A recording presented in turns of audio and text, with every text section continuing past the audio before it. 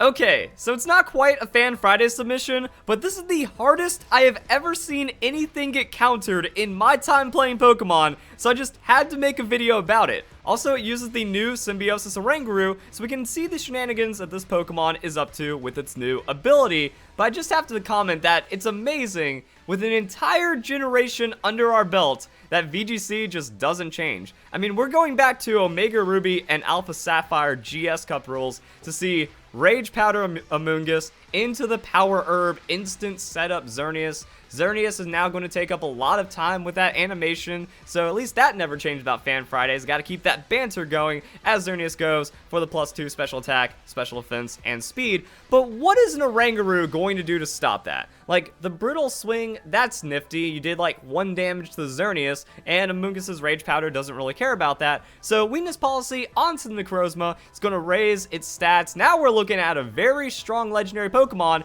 and Oranguru just tossed out the safety goggles onto the Necrozma, and that is how you absolutely shut down a Xerneas. There is no hope. There is no stopping that. That is the most beautiful setup I have seen to take down something that is just annoying and overused and overplayed. Let's break that one down. Now, skilled Pokemon battlers might know what was going down right there, but the key to all of this is the safety goggles, because safety goggles grants the holder immunity to powder and spore moves, as well as damage from hail and sandstorm. Now, some people might not know about the powder and spore moves, or only the spore moves and maybe not the powder moves or anything like that, but Rage Powder counts as a powder move.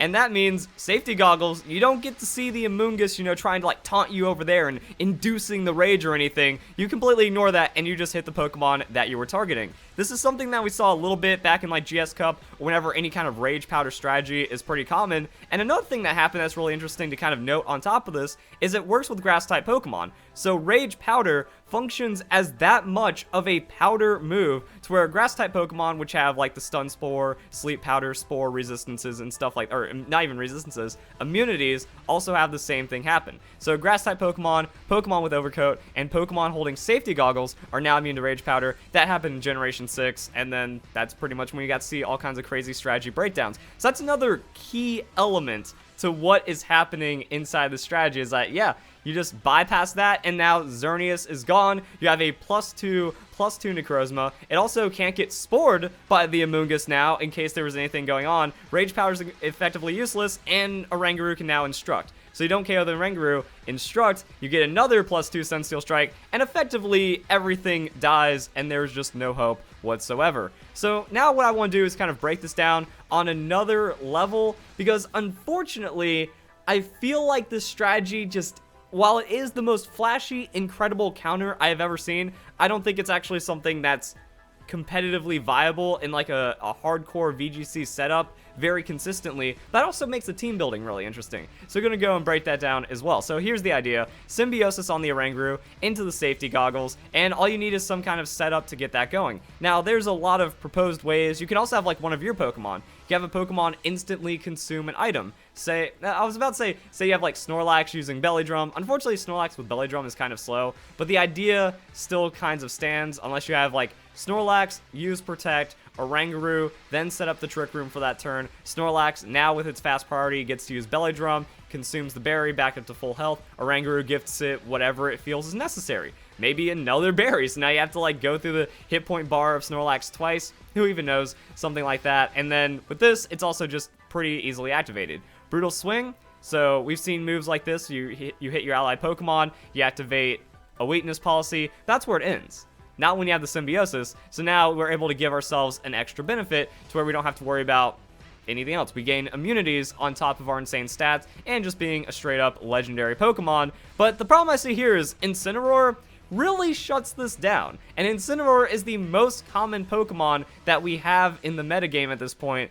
And yeah, it's just not good. So the ability of Symbiosis on Oranguru makes it lose that inner focus, makes it lose a lot of the guaranteed setup that it has, or even some telepathy combos, so it makes the Oranguru a lot more vulnerable to some of the more common end pick strategies. And on top of Incineroar being the #1 most used Pokemon, Xerneas is only at 5th, so it's not like Incineroar, Xerneas, and then we see like Amoonguss in top 10. No, Amoonguss is actually 18th. And if we look at the teammates for Xerneas, we have Incineroar #1. That's because you just run Incineroar Xerneas, you fake out the threat to your Xerneas setup, and then Xerneas is going to feel pretty good. You know, it's just not as flashy as the insane shutdown and deep mechanics of understanding the safety goggles, remembering how to shut down the Amoonguss from years ago, and all that fun stuff. But even then, Kangaskhan, that's fake out pressure. We have Mega Salamence or Mega Rayquaza. We have Primal Groudon. So, I mean, you just put, like, scary things next to the Xerneas, and Xerneas is going to be okay. Like, the Primal Groudon Xerneas, that goes back to VGC 2016, because that was right before Pokemon Sun and Moon came out. And then these guys, Groudon, Kyogre, they're always common, they're always popular. And then Amoonguss is at least always with the Xerneas. Sometimes Incineroar's like Fake Out, Spore, Rage Powder. Incineroar goes for like some kind of shenanigans, because we still have the Flare Blitz, U-Turn, Snarl. So yeah, that's kind of like the state of VGC right now. And when we take a look at the Oranguru, we can actually see that the Brutal Swing has a 6.2% usage. So Instruct, Trick Room, people being split on the Protect, because you just kind of run your Oranguru into the opponent until you get the field conditions that you're looking for. But Brutal Swing at 6.2% is interesting, because that isn't represented by the held item usage that we've seen. So Safety Goggles isn't even top 10 of most used items, so like barely 1% usage on the Oranguru. Very niche, very hard counter strategy against the Xerneas, and everything else just kind of looks like it's for the Oranguru. Mincelurb so you don't get taunted. I guess the Metronome is for passing off inside the Symbiosis. We look at the nature, or not nature, when we look at the ability, Symbiosis is only 15%. And this is what I talked about. Like, I don't think the Symbiosis is the best option on Oranguru in this meta. It's really cool, but as long as Incineroar exists, you're just going to get faked out, and you're not going to be able to pull off the shenanigans that you want to most of the time. Telepathy, again, that's like a niche strategy as well, but getting more usage than the Symbiosis. And then Inner Focus, you just want to have Inner Focus, Mincelurb. Trick Room is pretty much happening 100% of the time, and that's how it goes. So on that, the nature, Sassy, Relax, Bold, Calm, not really much diversity. It's either going to be speed reduction or no speed reduction, potentially to speed tie or deal with the Incineroar in some kind of way. And yeah, the team is Groudon, Snorlax, so there's the Snorlax combo where you just belly drum and then next turn you instruct and crazy things happen. I wonder if that does play in with the Metronome then, because like I'm not a huge fan of Metronome as an item. I feel like it's really weak even with the instruct, but if you're Symbiosising next to that, then I think it's okay, instead of just having like Life Orb or anything like that, which would just give you more damage and then instantly KO the opponents when you're dealing with those levels of stats. We have Necrozma, which has not even top 10 usage on the Oranguru, but Oranguru's top 10 usage on Necrozma. So it just kind of shows that like the Pokemon are used, there's things going down, and the strategy is pretty crazy. But if I'm thinking about the strategy, so my thought with the team is that you run this as pretty much an exclusive hard counter whenever you see Xerneas and Amoonguss on the same team. You know, you just kind of pocket that Oranguru and the Necrozma, and then the other 4 Pokemon on your team and just kind of run standard. Now, you can only have 2 legendary Pokemon on your team, so Necrozma is one of them, and then maybe your own Xerneas, Incineroar, and then Tapu's, and then another Mega Pokemon or something like that. And that's going to be how the team ends up coming together. But I think this is also, like, online cheese exclusive as well. Like, your opponent isn't going to let that happen in a tournament when it comes to VGC, especially best 2 out of 3. But if you're just kind of, like,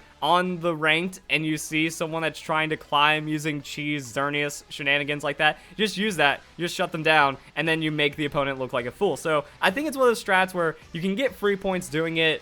It's really amazing, but when you look at the scale of the meta, it's like the hardest counter to something that isn't a super common problem. So I don't know what this team does to bail out against Incineroar or other like top meta picks or something. So I think that's mostly just going to be like a very cool pocket pick to where if you see the Amoonguss, you run that, you get the free win, and then you're going to ladder until like you get into some more serious players or in a different kind of serious competitive environment. At the same time, it is like the hardest counter I've ever seen in Pokemon, just running some kind of shenanigans like that. I also wanted to kind of like look at how the Necrozma is doing with that Sunsteel Strike against Xerneas, but this is like on Pokemon Showdown, it has like the auto into the Jolly, but I mean if you have Adamant Nature, Xerneas has to be running some like really weird stuff to get around this. You know, the speed into the stats, into the speed creep, into the 99, but the modest, like there's a lot of weird things that are now being matched up right here, because if you just like let Xerneas do its thing and you fake out the Amoonguss, 'cause that's another thing, like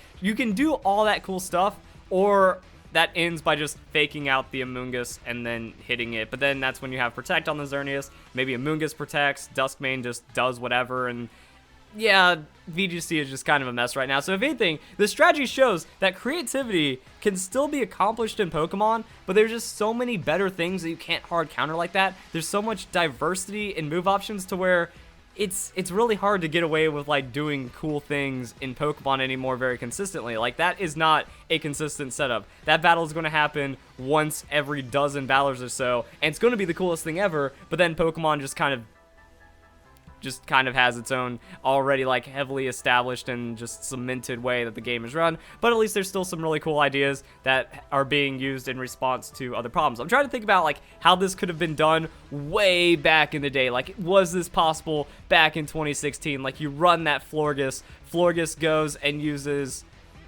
I don't know, wow, there's actually people using it. Come on, Life Orb, Nature Quiet ability. So there's one person running the Life Orb Symbiosis Florges and has Serena, Xerneas, and Groudon on their team. I can respect that. Does that Serena just like instant bypass the Amoonguss right there? Because you just ignore it and then you try to like punch the Xerneas, but Serena doesn't have like any one-hit KO potential against Xerneas. So I'm thinking about this Florges is like, alright, Florges uses Flamethrower on a Steel-type Pokemon. Question mark, profit.